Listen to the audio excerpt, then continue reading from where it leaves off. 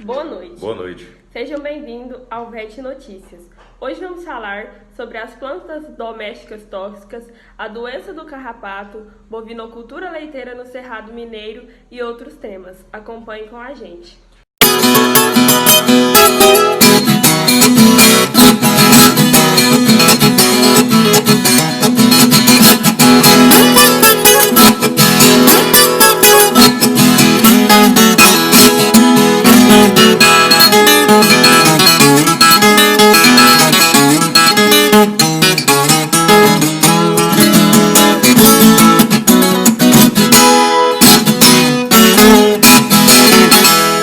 Iremos começar falando sobre as plantas tóxicas para animais com as pesquisadoras Bruna, Ana Júlia e Mariana e a jornalista Thaís Barros.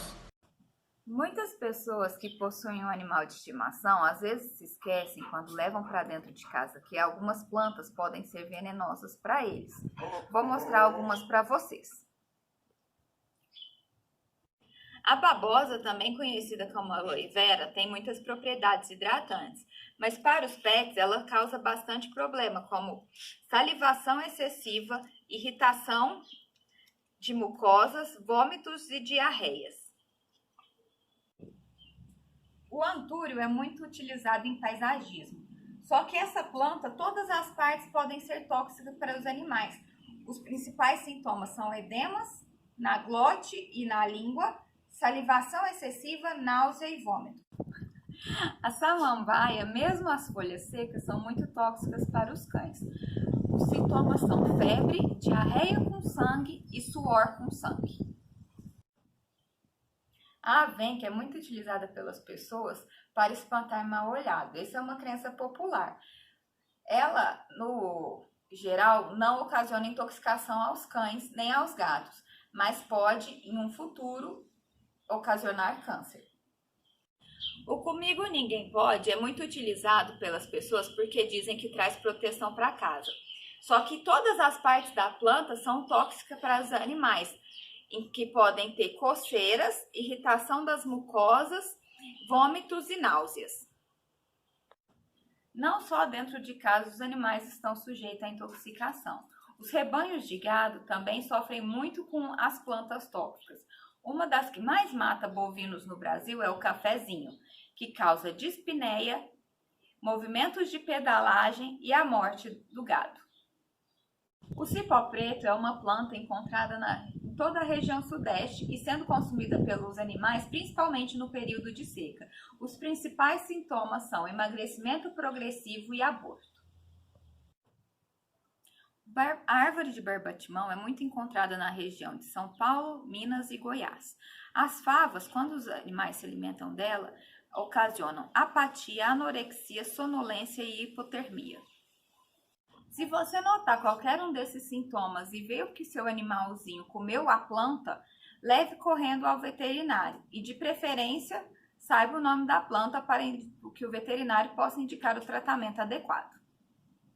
Vamos falar agora sobre o bem-estar animal com os pesquisadores Gabriela Guerra e Arthur Medeiros e a jornalista Daniela Pereira. E logo mais em seguida, vamos ver na prática o funcionamento do bem-estar animal com o proprietário Enio Dornelles em sua fazenda.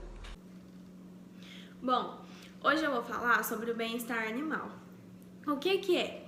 O bem-estar animal é uma ciência em que estuda a qualidade de vida do animal.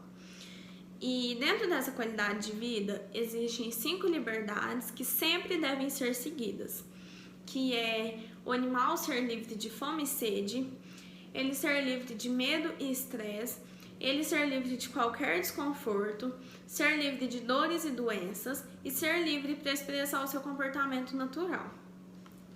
E seguindo todas essas liberdades, é uma coisa benéfica tanto para o proprietário quanto para o animal, pois os animais são seres sencientes que têm emoções. E, por exemplo, para um animal de produção, um animal que segue todas essas liberdades, ele tem um melhor desenvolvimento que um animal que sente dor, que passa estresse, que tem desconforto. E com isso, eles têm um desenvolvimento melhor e acaba gerando mais lucros para a propriedade. Então, concluindo, o animal que segue todas as liberdades, em que tem uma vida melhor, se for para um animal de produção, ele gera mais lucros e é uma coisa mais confortável para ele. E para os outros animais, é uma coisa que deve ser seguida para a vida dele. Olá, meu nome é Enio Dornelles. Estamos realizando um trabalho interdisciplinar. O trabalho todo ano acontece pelo Unipac. Eu sou da veterinária primeiro período. E eu e meu grupo escolhemos bem-estar animal, junto com a tecnologia no campo. E a gente vai mostrar para vocês como a gente lidamos com essa realidade, com essa tecnologia. Bom, como a gente tinha adquirido essa propriedade recente e a propriedade não tinha água de qualidade para os animais beber, a gente tinha que providenciar um meio fácil, rápido e que não custasse tão caro o gado beber água. Porque antigamente, quando tinha esse gado aqui, antes de outro proprietário, esse gado ia no corvo, bebia água, só que não era uma água de qualidade, poderia estar infectada com alguma bactéria, fazer algum mal para o animal perder peso. Em época de seca, quando a água abaixasse do corvo, poderia causar atolamento e assim levando até a morte do animal. A gente instalou essas placas solares, elas captam o sol, a energia do sol, e transforma a energia do sol em energia elétrica, ou seja, a luz do sol vira energia elétrica. A gente instalou aqui e furamos um poço artesiano para puxar água do subsolo. A energia produzida pelas placas solares é uma tendência hoje no Brasil, então não só no Brasil como no mundo, né? E a gente resolveu adquirir isso para facilitar o nosso meio, né? Vou mostrar como funciona. Bom, essa aqui são as placas solares, que eu falei anteriormente. A gente furou um poço artesiano ali e com a energia captada das placas consegue puxar essa água do subsolo. A energia produzida vai para uma bomba que tem ali e essa bomba joga a energia até no solo, até na caixa d'água. Só que tinha um problema. Em épocas chuvosas, em épocas que o sol não estaria tão forte, como que o gado ia beber água? Porque não tinha energia para puxar. Só que a água do subsolo que a gente retira não vai direto para o bebedouro. Ela vai direto para a caixa d'água, que está ali. Aquela caixa d'água funciona como um reservatório, porque em dias chuvosos não temos energia, não temos sol, então não temos energia. Aquela caixa fica sempre cheia de água. É tipo um reservatório que a gente temos. Ela consegue manter esse bebedouro por cerca de 3 dias. Então é tipo uma garantia que a gente tem de água sempre disponível para o gado, por causa que não pode faltar água. Agora a gente vamos ver como o ex-proprietário daqui fazia para o gado dele beber água. A gente vai lá conferir lá.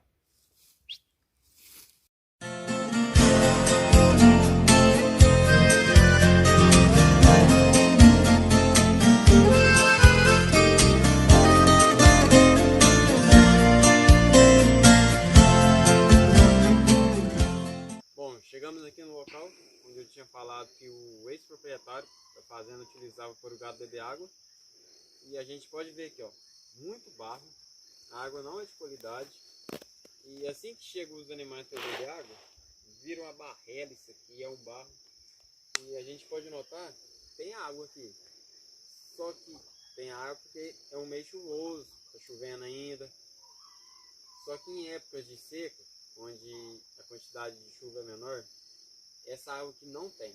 Essa água, o corpo diminui o fluxo de água, isso aqui vira puro barro. Aqui tem bactéria, até perigoso cobra, como as sucuri. Vou pegar a bezerra aqui que já aconteceu, já houve relatos aqui que bezerro sumiu, amanheceu morto. Com certeza é cobra que pega a sucuri. E podemos ver aqui, é muito barro, e por isso que a gente resolveu utilizar daqueles meios para ter uma água de qualidade para os animais beber água. E a gente encerra por aqui sobre esses temas que abordamos, sobre o bem-estar animal e como podemos juntar a tecnologia com o bem-estar animal. E agora, a produção de alimento de origem animal com as pesquisadoras Jéssica e Fernanda e a jornalista Larissa Silvério. A pecuária é uma das principais atividades econômicas do Brasil, no qual se destacam a criação de bovinos, aves e suínos. Em relação à bovinocultura, o Brasil é dono do segundo maior rebanho efetivo no mundo, geradores de lucro e principal cadeia produtiva de carne e leite. Já a avicultura coloca o Brasil como terceiro produtor mundial e líder de exportação. No mercado mundial de carne suína, o Brasil ocupa o quarto lugar, sendo em sua maioria voltado para o mercado interno. Esses produtos de origem animal chegam na mesa dos brasileiros a partir da produção que se inicia no campo por meio da criação de animais e do cultivo de diferentes espécies. Logo, através do setor agropecuário, ocorre a venda direta dos produtos que serão processados, beneficiados e embalados para a venda. Existem dois tipos de cadeias produtivas, as longas e as curtas. As cadeias curtas operam, em sua grande maioria, de forma independente e incluem comunidades e cooperativas agrícolas de pequena e média produção. Elas possibilitam o acesso da população aos alimentos frescos ou minimamente processados, além de fortalecer e movimentar a economia local. Já as cadeias longas são definidas como aquelas que abastecem grandes supermercados em áreas urbanas e regionais. São fortemente regulamentados pela indústria e pelo governo. Como consequência desse mercado, o produtor acaba se distanciando dos consumidores e aumentando sua dependência em relação às grandes indústrias de alimentos. Junto com os produtores de alimentos de origem animal estão os médicos veterinários, que inspecionam aspectos relacionados à sanidade e bem-estar animal, para que a matéria-prima dos produtos seja segura e de qualidade, além de que as indústrias estejam dentro das normas exigidas, garantindo os aspectos higiênicos sanitários. Consumir alimentos de origem animal, como as carnes, ovos, leites e derivados, apresentam diversos benefícios para os que incluem na dieta, por serem uma excelente fonte de proteína, ferro e cálcio, entre outros nutrientes. Mas vale ressaltar que são alimentos que necessitam serem preparados de forma adequada por meio de um processo de cozimento ou fervura em uma temperatura ideal, capaz de eliminar todos os micro-organismos que possam causar algum mal aos seus consumidores. E agora, vamos falar sobre a doença do carrapato com as pesquisadoras Giovana e Larissa e com o jornalista Lucas Vitoriano. A tristeza parasitária bovina é o nome popular para a doença que é causada por dois agentes diferentes, que são a babésia e o anaplasma. Esses dois agentes causam anemia animal, principalmente em bezerros. Como que essa anemia é causada? Ela é causada pela destruição das hemácias. Esses dois agentes causam sintomas extremamente parecidos, porém a sua forma de reprodução ou atuação dentro da hemácia são distintas. A babésia, ao parasitar a hemácia, ela vai se multiplicar até causar o rompimento, a destruição. Já o anaplasma, ele se reproduz dentro da hemácia, fazendo com que um organismo não reconheça aquela célula como sendo dele. Com isso, ele vai destruir as hemácias também. Após a destruição das hemácias, o processo respiratório do animal fica comprometido. O principal vetor de transmissão é o carrapato. Porém, no caso da anaplasmose, pode ser transmitida pela moscas hematófagas ou por aparelhos contaminados, por exemplo, a agulha. Os sintomas clínicos apresentados são febre, dificuldade de respiração, o animal fica com a cabeça baixa, se isola do rebanho, tem perda de peso, tem as mucosas esbranquiçadas, tem desidratação. Já em animais adultos, como por exemplo vacas prenhas, pode chegar a causar aborto. É muito importante treinar a mão de obra na propriedade para que eles consigam identificar os sintomas o quanto antes, para que o tratamento seja de forma eficaz, porque essa doença pode levar o animal até o óbito. Já a prevenção, ela se dá através do controle do carrapato. Porém, não significa que a propriedade tem que ter 0 de carrapato, porque é importante que o animal seja exposto ao carrapato no primeiro mês de vida, mas uma exposição controlada para que o organismo consiga desenvolver anticorpos para quando a babésia ou anaplasma adentrar no organismo, ele seja mais eficiente no combate. E agora, mudanças no reino animal com as pesquisadoras Aline e Thaís e com a jornalista Giulia Petrocelli. Hoje vamos falar sobre as mudanças no reino animal, redução do fluxo da população humana e aumento dos animais nas áreas urbanas. Desde a chegada dos colonizadores no Brasil, a Mata Atlântica, um dos biomas mais ricos em biodiversidade, começou a desaparecer junto com várias outras espécies animais que hoje se encontram em extinção. A exploração madeireira, o cultivo de monoculturas e a criação de centros urbanos reduziu drasticamente a fauna e a flora brasileira. Atualmente, a falta de recursos naturais causada pela retirada da cobertura vegetal tem ocasionado a migração de espécies animais para os centros urbanos, a procura de recursos para sua sobrevivência e reprodução, causando danos à população humana e aos nossos moradores. A fuga dos animais silvestres para a área urbana pode ser prejudicial, não somente para eles, mas também aos humanos. Existem inúmeros relatos de pessoas atacadas por esses animais invasores, como por exemplo, na Austrália, uma mulher foi atacada por um canguru enquanto ia buscar sua filha na escola. O animal fugiu antes da chegada da polícia. Já em 2010, em Londres, gêmeas de 9 meses foram atacadas por uma raposa. As duas ficaram gravemente feridas e a raposa, junto de outras 4 que estavam escondidas no quintal da família, foram mortas. Agora vamos ver algumas imagens de como uma das gêmeas ficou depois do ataque. Vale também ressaltar que para esses animais, além do risco de serem abatidos quando encontrados, ainda correm o risco de serem atropelados ou mortos por animais domésticos. É muito importante destacar que matar animais silvestres sem permissão é crime. Além disso, algo que tem chamado muita atenção da população humana é a invasão de animais dentro da área urbana devido à quarentena do Covid-19. Os animais mais afetados são os das regiões turísticas, pois estão acostumados a receberem alimentos de turistas. Entretanto, devido à pandemia, acabaram invadindo as cidades em busca de alimentos. Um grupo de macacos na Tailândia chegou a vandalizar uma prefeitura em busca frenética por alimentos. Agora vamos ver algumas imagens dos macacos tailandeses.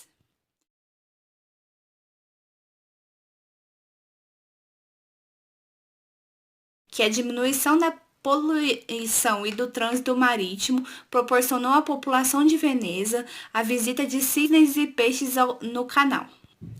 Por fim, agora veremos algumas imagens do canal de Veneza.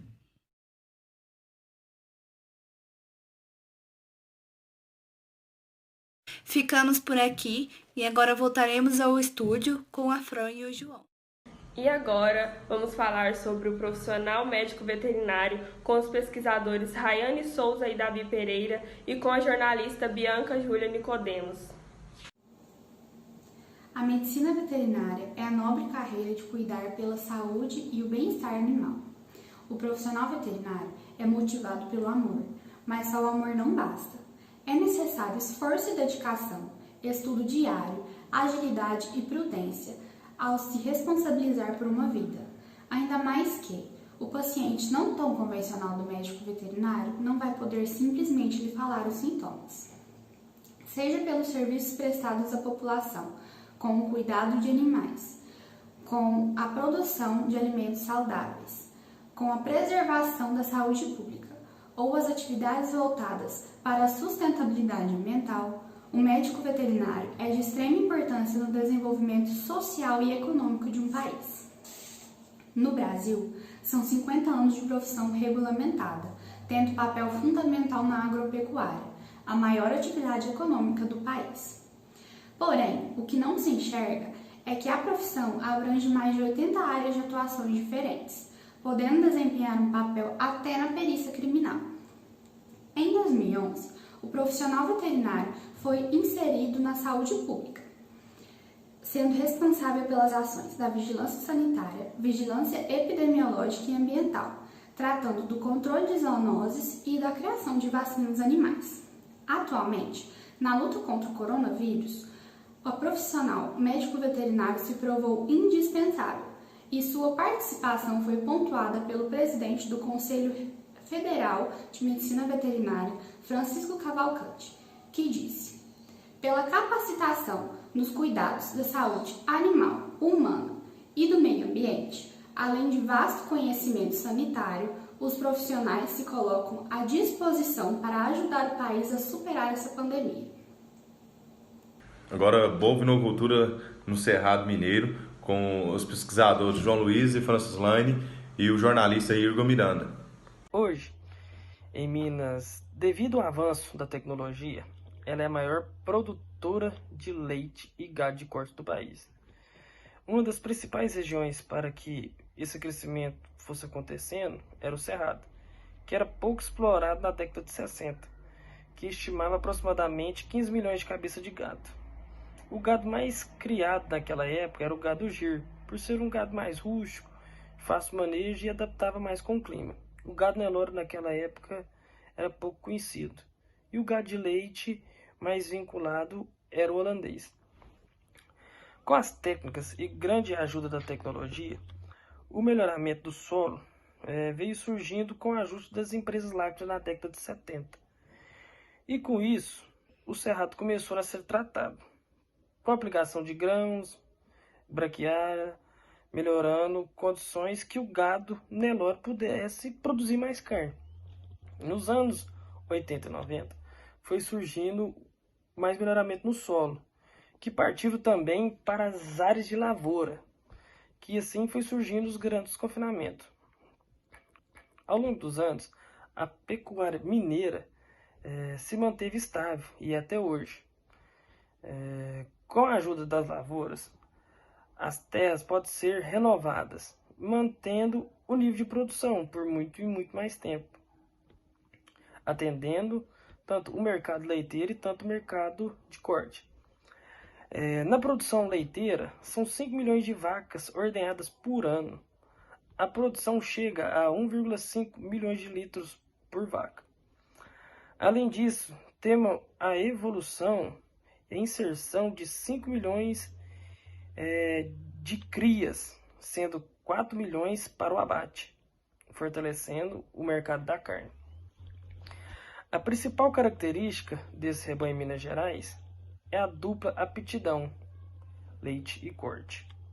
E para terminar a nossa matéria, iremos falar sobre o último tema, a extinção da espécie animal, com o pesquisador João Vitor e o jornalista José Henrique. Animais em extinção são aqueles que ameaçados de desaparecer da face da Terra. As pesquisas mostram que milhares de animais foram extintos nos últimos 100 anos. É um número crescente de espécies animais.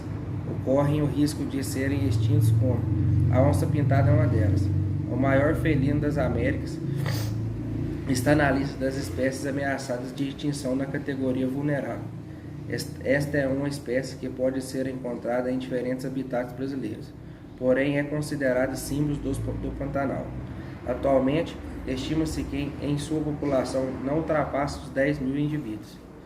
O lobo-guará é outro exemplo. É um animal que se encontra na lista dos animais com risco vulnerável de extinção e tem como habitat os biomas do cerrado e dos pampas, sendo que nesse último situação é mais grave. Estima-se que temos nos pampas. Atualmente existe uma população média de apenas 50 mil animais. A arara azul é outro exemplo, uma espécie brasileira que se encontra na lista dos animais em extinção, na categoria em perigo. principalmente como consequência do tráfico de animais e destruição do habitat, o bioma da Caatinga, mais especificamente o interior da Bahia. Os animais estão desaparecendo em um ritmo muito maior que o normal, sobretudo por causa da redução de habitats. A maior ameaça deles somos nós, os seres humanos. A maioria dos animais mostrado aqui neste entanto, as maiores 28 mil espécies da fauna e flora que segundo a União Internacional de Conservação da Natureza estão ameaçadas de extinção. Este número representa uma estimativa muito menor do que a realidade. E para começar a melhorar, temos que preservar os habitats de todos os seres humanos. Criação de parques, reservas, evitar a extinção, exploração dos recursos materiais, combater a caça e ao tráfico ilegal e evitar incêndios e abate de árvores em extinção também. Queremos agradecer a Larissa Carrijo e o Enio Dornelles pela edição do nosso jornal. E o VET Notícias fica por aqui. Por hoje é só. Tenha uma boa noite. Boa noite.